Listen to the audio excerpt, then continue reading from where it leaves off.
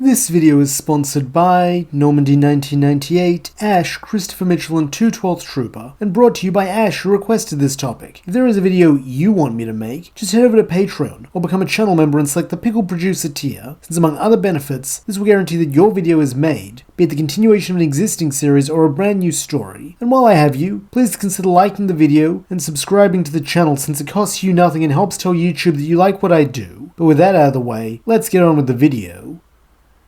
We resume our story aboard the Brave Olivine the morning after Liko was brought on board. Thankfully, in contrast to Canon, she still has Sprigatito by her side, with the pair wandering together through the airship as they attempt to familiarize themselves with their new surroundings. At their side strolls Ash, who at his parents' insistence has made himself Liko's guide. Not that he minds, since as they walk they also talk, getting to know each other a little better. In many ways they are opposites, as Ash is outgoing and adventurous while Liko is more reserved and timid, still struggling a bit with the whole idea of being on this adventure. However, there are several key areas in which they are the same, as they're both bright, inquisitive, and above all love Pokémon, especially their partners. There's more than enough to deepen the growing bond between the pair, even more than their shared experiences last night already had, so that when Ola announces plans to bring the Brave Olivine into port at a nearby island, Ash invites Liko to explore with him. Unfortunately, such fun will have to come after work, since the raven-haired youth is still the cabin boy and so has duties to attend to once they make port, specifically helping Molly get some medical supplies from the nearby Pokémon Center. Happy to help, Ash does not object, with Palmy sitting on his shoulder while Liko and Sprigatito tag along, since they might as well make themselves useful and assist their new friends. As they go, Ash and Liko continue their chat from earlier, with it being good they have something to talk about, as they soon get told by Molly to wait outside the Pokémon Center while she gets the stock. Nodding, the pair get comfortable as this bartering could take a while, and figuring now's as good a time as any, the young son of Freed and Delia brings up something he'd been wondering but hadn't known how to ask, that being what the deal is with Liko's pendant. Truthfully, the Paldean girl admits that she doesn't know, though her grandma gave it to her as a good luck charm when she went off to school. This memory is clearly a bittersweet one for Liko, with her tone and expression suggesting a sense of homesickness Ash has never known, having taken his home with him wherever he goes for the majority of his life. Nonetheless, wanting to make his new friend feel better, Ash suggests they go find a Paldean place to have lunch, taking Liko's hand and leading her away from the Pokémon Center with a grin. As is her way, the girl's initial response is to panic, though when they turn to a crowded street full of people and Pokémon all living their lives and having fun, she can't help but smile, and follow more closely behind Ash. Due to being a trade hub, this city has eateries from all over the world, with Paldea being no exception, allowing Ash, Liko, and their partners to find a small cafe specializing in Paldean food, where Ash and Palmy share a sandwich while Liko gets the ceviche and a small kitakami and matcha cake for Sprigatito. Thanks to being on the ocean, Liko's seafood is incredibly fresh, while Sprigatito enjoys the interplay of bitter and sweet. In their usual cheerful way, neither Ash nor Palmy complain, wolfing down their sandwich comedically fast and eagerly asking for seconds. As Ash had hoped, this good meal helps to wash his friend's blues away, so that when she suggests they get going, it is with the excited smile she had upon her face upon first seeing this new town. Grinning eagerly to match her, the raven-haired boy happily agrees, spotting a nearby park where some kids are battling recreationally, and so proposes they join in.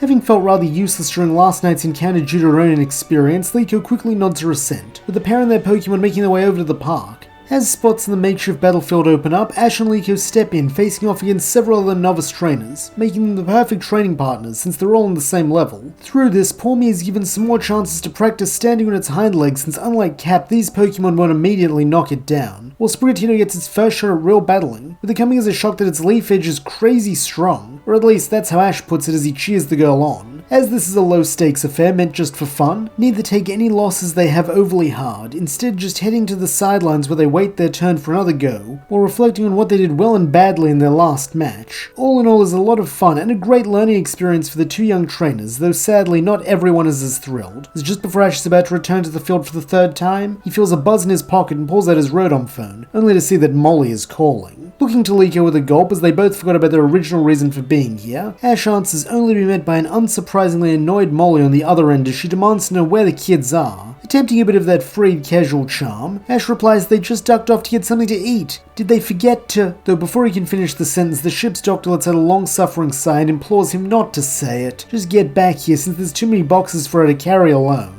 Nodding apologetically, Ash promises to be there in a minute. Then, as he hangs up, he, Liko, and their Pokémon begin sheepishly sprinting back the way they came. Fortunately, their skiving off hasn't had too negative an impact on Molly or the rest of the crew, with them still making it back to the Brave Olivine earlier than in canon due to not needing to rescue Sprigatito, though Fried and Delia do lightly scold Ash for neglecting his responsibilities. As well as their son, they're delighted he had a good day with his new friend. As their crewmate, they're counting on him to pull his weight, to which Ash apologizes and promises to do better tomorrow, with this being all they can ask. As it turns out, the black-haired boy means this rather literally, as the following morning when Orla reveals they had to come in for another landing on a small island to repair the Brave Olivine's gas bag, which is in a worse state than she had initially thought, Ash volunteers to join his dad on his mission to request help from the local elder. Always happy to have his son by his side, Fried happily accepts the help. Delia suggests that since they're asking for a favor, they should bring the elder a care package to show their appreciation, revealing that she knows the man personally, and that he's a big fan of Dungo. And so it is that half an hour later, the father and son duo take flight, weighed down a little by Pormy, who insisted on going since Cap is, as well as a positively huge container of sweets for the village elder, since as usual, Delia and Murdoch have gone above and beyond with their culinary treats. Nonetheless, it is a smooth flight, with Ash marveling at the natural beauty of this island, which transitions seamlessly from beach to forest and then to a little township, with this latter place being their destination, as letting out a bellow, Charizard comes in for a landing. At the sound of the majestic Filer's descent, a squat old man comes trundling out of the largest house, and upon spotting Fried, tersely asks, "What do you want, Professor?" Just from this, Ash can surmise two things. First, that this guy knows his dad as well as his mum, and second, they haven't spoken in a long time, since it's rare for anyone to still refer to his dad as a professor, considering he left that life behind when Ash was just a small child. However, in spite of this less than warm welcome, Fried still smiles as he climbs off Charizard's back and takes the care package from Ash, stating that he wishes this was a social call, but he needs help, though he hopes this little gift can make up for that rudeness. Taking the box curiously, the old man immediately opens it, and after biting down one of the Dungo inside, smiles that this is Delia's work, isn't it? Beaming proudly at his partner's skill, Fried replies that it is, since she's one of his ship's cooks as well as the mother of his child, using this to introduce Ash, who is now also descended from Charizard's back. Eyeing the boy with the same scrutinizing look he gave the care package, the elder nods that he sees it, before beckoning Ash to come closer in a much less crotchety voice than he used with his father. Stepping forth as bid, the boy smiles that it's nice to meet him, with the elder smiling right back and inviting the boy to share some Dungo and these little cakes Murdoch made with him, adding that if he sticks around, his grandson Roy should be back from his schooling soon, since he thinks the boys would really hit it off. Grinning that this sounds great, the goggle-clad youth joins the old-timer for a snack, with this warming his mood enough that Fried can begin laying out his request for balloon parts to help get the Brave Olivine back in the air. While evidently disappointed with this as he thought maybe the younger man had come with a real mission, the elder replies that he'll try to think of a way to help, causing Ash and Fried to both grin that he's the best, with the white-haired professor even feeling emboldened enough to take a cake from the box, since they look really good. Unfortunately, before he can join the others in their sweet treats, a voice cries out for the elder, revealing that the wild Pokemon of the forest have gone on a rampage. Figuring this could be serious, Fried tells Ash that it's time to go, and clearly understanding his father's intent, the boy nods before joining him on Charizard's back. Taking flight once again, the duo this time fly low over the trees. They're not taking them long to find the source of the disturbance, or the poor fools caught up in the middle of it, those being Liko, Sprigatito, Fuecoco, and a boy with pink and brown hair, who are all tied up in a massive string shot, while the wild Pokemon menace them. Touching down, Ash asks of his dad if that's given him the same idea it's given him, and nodding, the white-haired man begins charging towards the forest Pokemon with Ash, Cap, and Pormy by his side. As expected, the assorted grass and bug types attempt to use their attacks to bind this group as they did the other intruders, though here the father and son show off their plans, circling and leaping around the Pokemon while never laying a hand upon them. Likewise, their electric partners move with the same fluid grace, dodging attacks and unbeknownst to their assailants causing them to wrap themselves up in their own string. While Ash and Pormy aren't quite as skilled as Fried and Cap, they do manage to keep up with their elders, something the latter pair are quick to acknowledge, with the Cantonian rodent giving Pormy an approving nod when they have finished binding the forest Pokemon, while Fried smiles that he can see his son and Pormy have put a lot of work in since their battle with him and Cap. Grinning, Ash replies that they sure have, to which Fried nods that if they keep it up, he's sure they'll be able to rival them in no time. Now with this out of the way, all that is left is cleanup, which for Fried means planting a lumberry in the mouth of every bound Pokemon to calm them down, while Ash unties Liko and her friends. In turn, the girl introduces Ash to the boy with the magenta tuft, explaining that his name is Roy, before recounting the series of events that led to them being captured. Attentively, Ash listens throughout, then when Liko is done, he asks Roy if he's the grandson of the village elder, and nodding, the other boy confirms this, making the pair laugh at how it's a small world. Nonetheless, due to Fuecoco having caused the strife in the first place place by eating the forest Pokemon's berries, both Ash and Liko as its crewmate feel responsible, and so endeavor to replace what was lost. While in turn Roy tags along since he enjoys all of their company and also knows the island so he can tell them where to find lots of berries. Setting out together alongside their Pokemon pals, the kids all begin working together to acquire the replacement berries, with Ash quickly growing impressed by Roy's affinity for nature as he can climb the trees with the speed of an Apom, and can skip a stone between them to make berries fall to the forest floor with the precision of an Inteleon snipe shot. In turn, Roy is impressed by Ash's knowledge of Pokemon, such as when he tells him they should pick lots of different types of berries, since just like humans, different Pokemon even among the same species like different flavors. For example, here's Pawmi loves spicy food but hates dry astringent ones, while Liko's Sprigatito loves bitter flavors, especially matcha, so they should gather a good variety, that way no one has to eat something they don't like. Grinning broadly, Roy replies that he totally gets it, leading his two new friends all around the island to ensure they have a wide selection. By the time they're done, all three of their arms are laden with berries, though none of them mind the effort, laughing and chatting all the way back to the clearing where Freed and the forest Pokemon are waiting. As this is way more than the amount Fuecoco took, the wild bunch are happy to forgive the interlopers, even inviting them to stick around for a berry feast and some playtime. Though sadly, this cannot last forever, as when night begins to fall, Freed tells Ash and Liko they should be heading back to the Brave Olivine. Due to his somewhat brash nature, Ash suggests that Roy should come with them and have a sleepover, and while Freed isn't thrilled that his son made the offer without consulting him, he's never been one to turn away guests, especially when this is yet another friend for Ash after so long without any of his own age. Evidently, Dill feels the same, pulling out all the stops to make Roy feel welcome when he is brought aboard, with the boy in turn grinning from ear to ear the moment he steps onto the deck, since he spotted the airship earlier but never imagined he'd actually be allowed to see it up close. Over dinner, Roy also gets to meet the rest of the Rising Vault tacklers, aside from Dot, with them all quickly taking a shine to the exuberant boy, who wants nothing more than to hear stories of their adventures in far-off places. Though, this does not mean he contributes nothing in return, as when a tired and rather grouchy Olo arrives late to the meal, complaining about how even with Delia's help sewing up the gas bag it'll take them at least a week to get it all done by hand, by which time they'll have lost so much helium they won't be able to fly, Roy cheerfully suggests they could massively cut down that time by using the string shot from the bug Pokemon they met today, since they can shoot it super fast and it's crazy strong, a fact Liko, Sprigatito and Fuecoco can all attest to.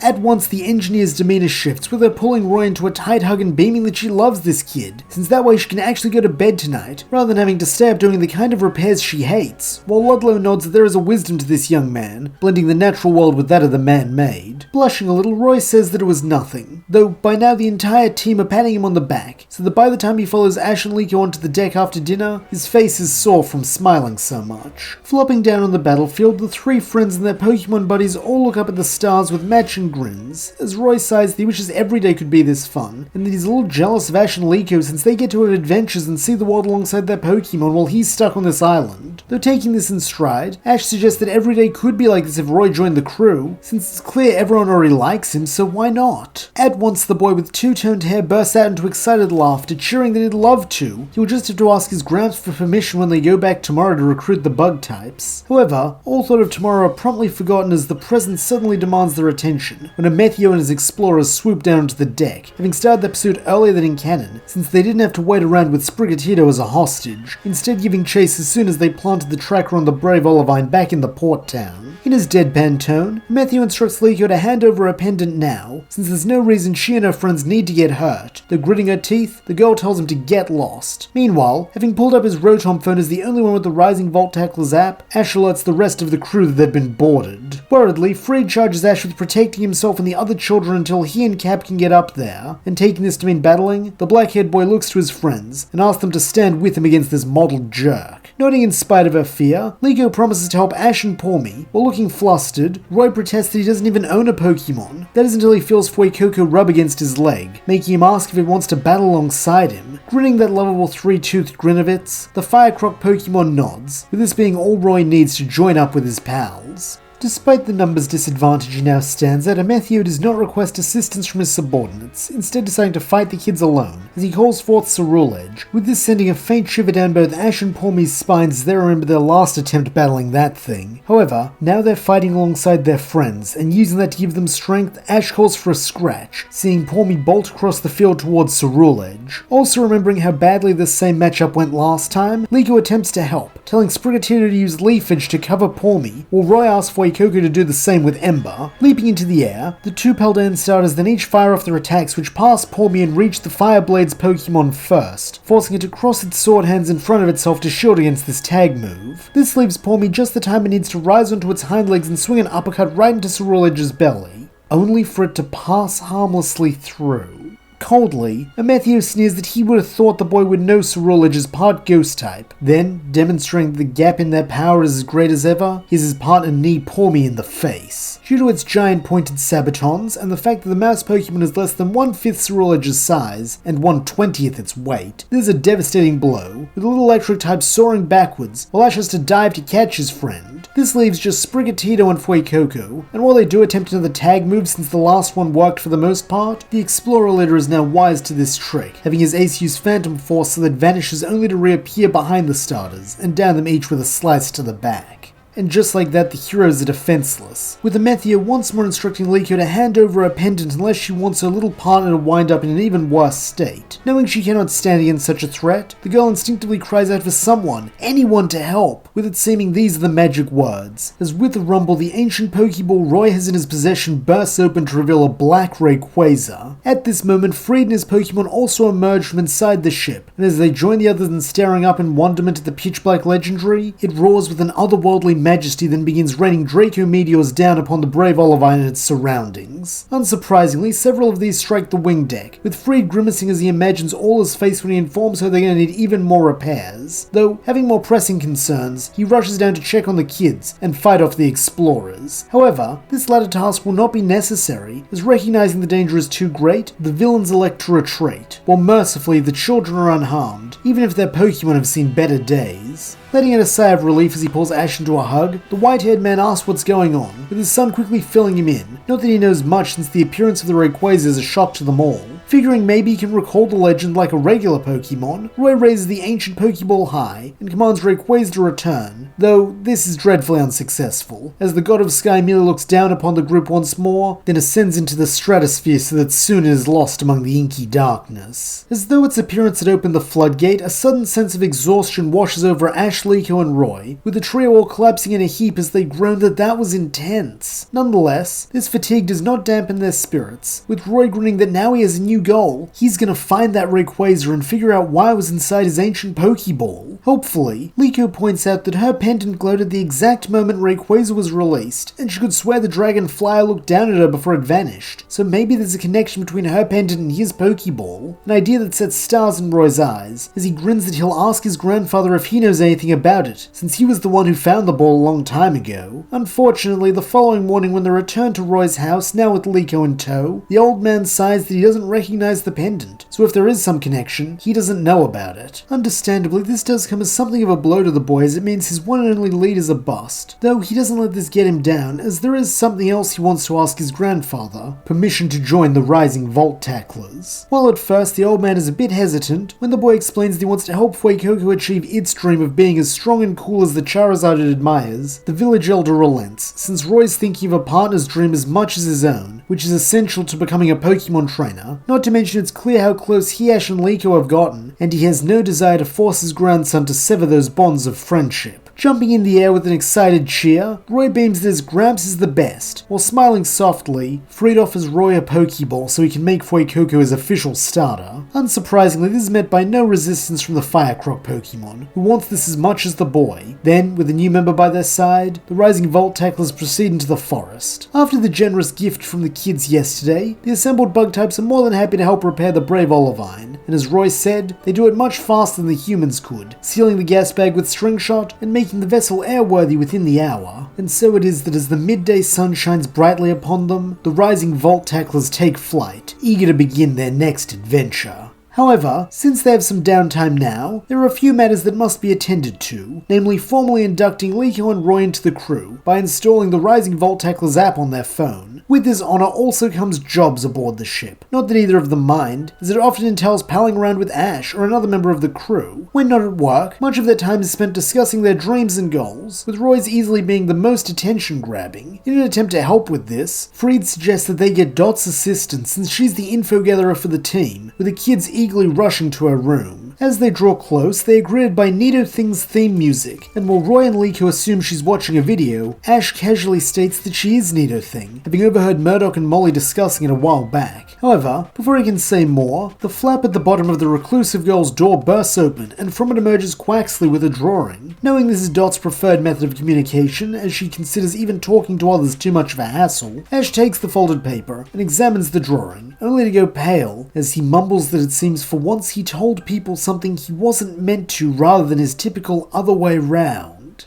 Unfortunately, this is lost on Liko and Roy, who are excitedly yelling through the door about how much they admire Nido Thing, and how cool it is they're on the same crew as her. Understandably, Dot does not take this well, yelling back for them all to stop bothering her and leave her alone, and feeling bad since he didn't realize her online alter ego was meant to be a secret considering everyone else on board knows it. Ash seconds this, mumbling that Dot's busy, and leading his friends away. This feeling of guilt persists even after leaving the corridor, so that when Liko and Roy go to talk to Freed about training them to be stronger battlers, Ash instead approaches Murdoch and his mum in the kitchen to seek their advice on how to make things up to Dot. After hearing his story, the pair lean in conspiratorially and state that they do know one way, though Ash will have to keep quiet about it, since only they and Freed know about this. Having learned his lesson from the incident earlier, the raven-haired boy vows to zip his lips, with Delia revealing they're in the process of creating a sweet treat just for Dot that she will actually like, since as Ash knows, she doesn't eat with the crew, or even eat much real food. Figuring this will be perfect since his mum and Murdoch's cooking is the best thing ever, Ash promises to help, even though it means putting his own goal on hold for a while. However, knowing to deny Poor Me its goal, he does tell his partner that it doesn't have to hang around in the kitchen with him if it would rather spar with Sprigatito, Fuecoco, and Cap, though in response the little electric rodent rebuffs this with a nuzzle, showing its true devotion to Ash as a partner, no matter what their endeavour is. With this settled, the young duo then begin working alongside Murdoch, Alcremie, and Ash's parents, and while at first they're more of a nuisance than a help, such as when an overeager Poor Me short-circuits a mixer forcing them to fold the batter by hand, or when Ash's attempts at frosting turn a perfectly good donut into a sloppy mess, they do start to get the hang of things over the next few days, with Poor Me revealing itself great at making the donut holes with its punches, while Ash's lightning-fast reflexes allow him to pull the treats out of the deep fryer at exactly the right moment so they're crispy and golden without getting burnt. Thanks to this, Operation Dot's Donuts makes great headway, producing several delicious-looking treats, all cooked and iced to perfection, though in spite of the culinary marvels they create, each day ends in disappointment, particularly for Murdoch, since each day he stores their latest creations in a hidden compartment in the kitchen, and every night he checks on them to find them untouched. In his worrywart way, the burly chef fears that this means Dot doesn't like them, though somewhat bluntly, Ash questions if maybe the issue is the girl doesn't know they exist. After all, they're not only hiding the donuts, but also doing it in a place they never told Dot to look for food in. So can they really be surprised when she doesn't find something she doesn't know she's supposed to be looking for?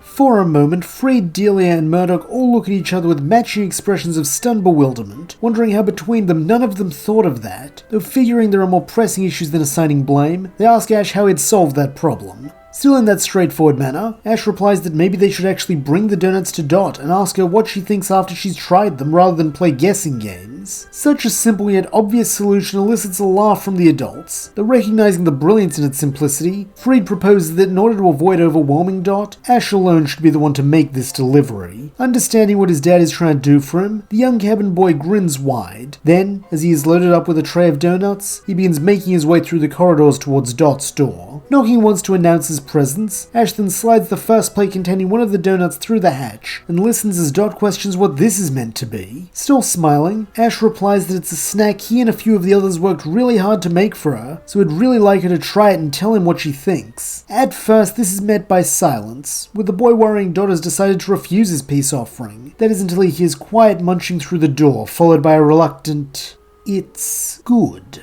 Knowing this is about as effusive as Dot is likely to get, Ash asks if she'd like another, since they made a few, enough that Dot can eat her fill and still share some with friends if she wants. Like before, this is initially met by silence until Dot finally speaks, her words somewhere between a statement and a question, as she muses that Ash really wants to be her friend, doesn't he? Not even though he knows the girl can't see him, Ash replies that he really does, which in turn earns him the logical question of why. After all, by wasting his time trying to do this nice thing for her, he's missed out on furthering his own ambitions. In an undeterred tone, Ash grins that he didn't waste his time, since helping a friend is the best use of time there is, so even if Dot doesn't consider him one, he's gonna bring her donuts every day. How does that sound? Flatly, Dot replies that it sounds like a bother for him. Then, just as Ash has started heading back up the corridor, she adds that she likes blue sprinkles best. Good to his word, the following day Ash brings Dot more donuts, now adorned with blue sprinkles, and while the irascible shut-in doesn't thank him, she does claim that this batch is also good, while leaving one donut on the plate which Ash assumes is meant for him. Gratefully, the boy takes it, and after breaking a bit off for Pormy who is on his shoulder, he agrees that it is, and smiles that he'll see her tomorrow. As it turns out, tomorrow's delivery is a little different from the rest, as due to stopping off in a city, the brave Olivine is deserted aside from Ash, Dot, and Ludlow, with the former having agreed to hold down the fort so that he could keep his promise to the purple-haired girl. In an attempt to capitalize on this, Ash proposes that Dot have her donut out on the deck with him today, since there'll be no one around to bother her, and he'll even stay quiet the whole time so it can be like she's alone if she wants. Letting out a deep sigh since she knows how annoyingly persistent the boy can be when he wants something, Dot agrees, though only for 5 minutes, since she's got a live stream scheduled and this way she can air out her Nido-Thing costume beforehand, since it's getting a little ripe. Beaming happily at this, Ash tells Dot to meet him on the deck when she's ready. Then gathering up the plate of donuts, he heads out into the sunshine and takes a seat on one of the steps overlooking the wing deck in the ocean. Somewhat surprisingly, Dot makes an appearance not long after, draping a Nido-Thing outfit over the railing, then snatching up a donut and sitting a few steps above Ash. Smile still on his face, the black-haired boy attempts to tell Dot that he's sorry for blurting out a secret, and thank her for doing this with him, since he's wanted to do something together ever since she came aboard, though in her quiet voice, the reclusive streamer reminds him that he agreed not to talk. For a moment, Ash instinctively tries to apologize, though remembering what he was just chided for, he cuts himself off and just sits in silence, eating his donut and looking at the glistening sea, while behind him he can hear Dot doing the same. Just this small act of togetherness with the girl he considers a friend is enough to make Ash happy, so that even when she puts down her plate and goes back inside with her costume exactly 5 minutes later, the boy can't help but grin some more, since he sees this for the big step it was, and feels closer to Dot than he ever has before. That evening, when the rising vault tacklers are all back aboard the brave Olivine, Liko and Roy tell Ash all about their day out, and how they were able to learn that the explorers are now also searching for the black Rayquaza, while in turn asking what he got up to. Not wanting to disclose the secret of the donut project, Ash simply replies that he spent some time with Dot, with this flooring the kids more than the Rayquaza news as they beg him for details of what it was like to spend the day with the Nido-Thing. Though laughing, Ash replies that it was just for a few minutes, but it was a lot of fun, and one day he hopes all 4 of them can hang out together. Understandably, both Roy and Liko jump at this idea, replying they'll do whatever they can to show Dot that they can be good friends too, while unbeknownst to them, the purple-haired girl listens in, a contemplative look on her face. Meanwhile, up on the bridge, Fred gives the order to take flight, seeing the brave Olivine rise into the sky, its provisions fully restocked and its repairs finally done. Now, there is only one thing left to do, set course for their real destination, and as the white-haired professor looks out through his telescope, he spots it off in the distance, but definitely there, the Paldea region, and Liko's home. And that's where we'll leave things. What new challenges will present themselves on the way to Paldea? How will Roy fare in his hunt for the black Rayquaza? And will Liko be leaving the crew permanently once she is reunited with her family? Find out as the journey continues.